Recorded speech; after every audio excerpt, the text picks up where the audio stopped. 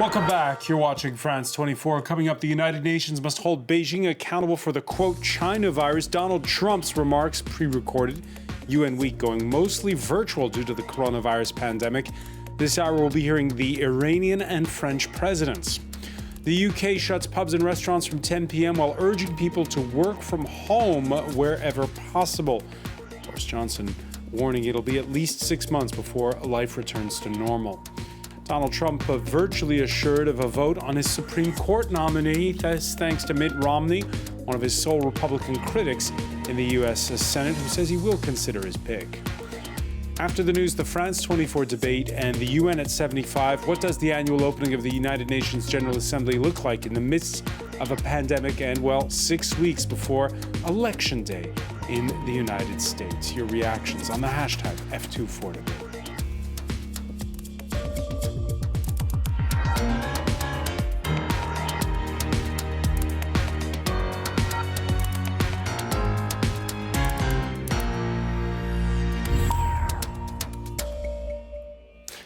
Yeah, pre-taped speeches, a main hall occupied by socially distant ambassadors, the 75th annual opening of the United Nations General Assembly, well, reflecting the challenges facing the whole COVID-stricken planet currently.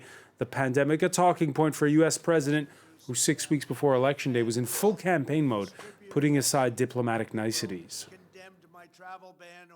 We will defeat the virus. We will end the pandemic. And we will enter a new era of unprecedented prosperity, cooperation, and peace. As we pursue this bright future, we must hold accountable the nation which unleashed this plague onto the world, China. In the earliest days of the virus, China locked down travel domestically while allowing flights to leave China and infect the world. Yeah, it's not just COVID. Donald Trump defending America first on everything from walking away from the Paris climate change agreement to world trade. It's a new era for the United Nations, which has, since the end of the Cold War, been used to, I guess, what you call a Pax Americana. Andrew Hillier has more. During the election campaign, Donald Trump made no secret of his aim to go it alone in the White House. We're going to cancel billions in payments to the United Nations climate change programs and use the money to fix America's water and environmental infrastructure. He first targeted major global agreements. 6 months after he was elected, Trump pulled the US out of the Paris Climate Accord. The same fate awaited the Iran nuclear deal. In May 2018, the US announced it was withdrawing from the agreement, breaking with European allies despite their desperate pleas to think again. The Iran deal was one of the worst and most one-sided transactions the United States has ever entered into. Analysts say that Trump's tendency to shun multilateralism can be explained by his winner-takes-all approach to world affairs. He sees the world very much in terms of strong competition between poles, and indeed the kind of the US-China competition is now the sort of the key trend that is framing the international picture. His allies haven't been spared. Trump has repeatedly told his military partners to stump up more cash for NATO, a stance which has led to colourful exchanges in front of the cameras. Last year was the biggest increase in defense spending across Europe and Canada in a generation. Why was that last year?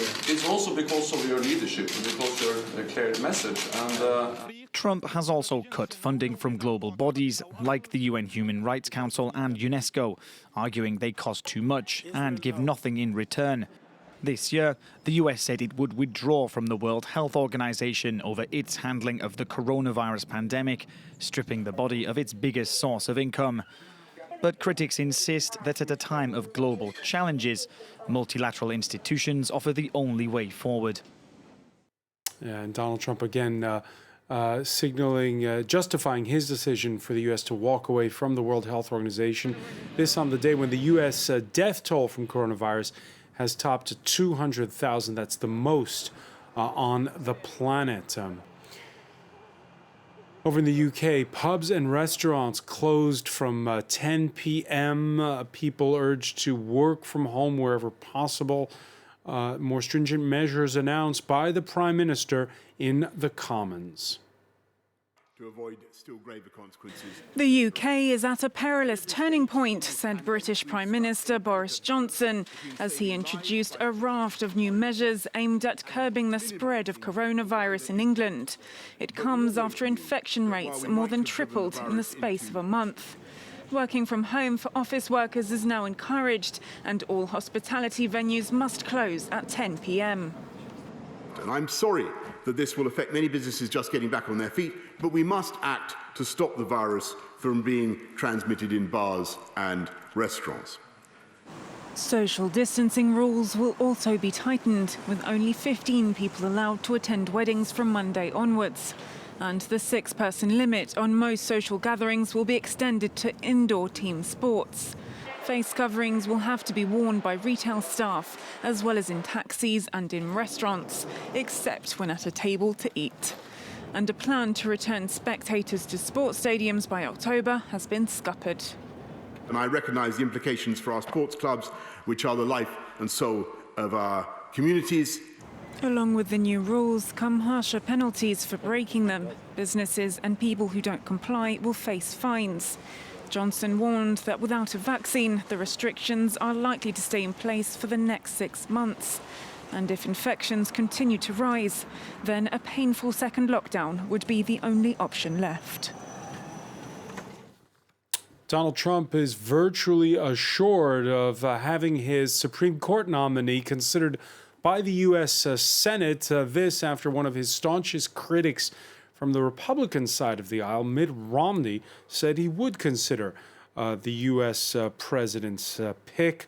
This all happening in the wake of the death over the weekend of Ruth Bader Ginsburg, one of the last liberal members of the U.S. Supreme Court. Mitt Romney, who spoke a short while ago. That we may have a court which has more of a conservative bent than it's had over the last few decades. And I know that a lot of people are saying, gosh, we don't want that change. I understand the energy associated with that perspective. But it's also appropriate for a nation which is, if you will, center-right, to have a court which reflects center-right points of view, which, again, are not changing the law from what it states, but instead following the law and following the Constitution. It'll be Donald Trump's third Supreme Court nominee. He said this time around he would pick a woman. The decision to come on Saturday. 2 frontrunners are emerging. Jean-Émile Jamin has more. At an Ohio rally on Monday, the U.S. president showed his hand, announcing his criteria to fill the current Supreme Court justice vacancy. The only thing I'll say for the women, it will be a woman. While Trump said there were a group of 5 women to consider, 2 are believed to feature prominently on his shortlist: Judge Amy Coney Barrett and Judge Barbara Lagoa. Barrett, a law professor and mother of 7, is a judge on the 7th Circuit Court of Appeals based in Chicago. She has continuously demonstrated her conservative bona fides on upholding Second Amendment gun rights, being forceful on immigration, and holding strong anti-abortion ideals. Her supporters have pointed out to the White House that as a Midwestern Catholic, Barrett may help the president secure votes for his re-election in vital Rust Belt and Great Lakes states, where he currently trails Democratic candidate Joe Biden. Other frontrunner, Judge Barbara Lagoa, is a Cuban-American from Florida, appointed to the 11th U.S. Circuit Court of Appeals last December.